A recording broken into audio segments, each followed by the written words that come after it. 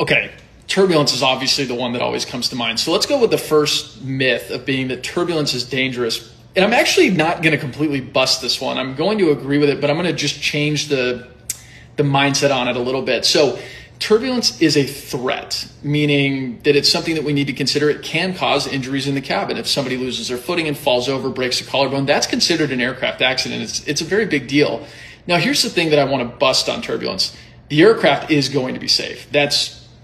Since 1966, there has not been an in-flight structural failure accident that was solely contributed to turbulence, and that's a really important thing.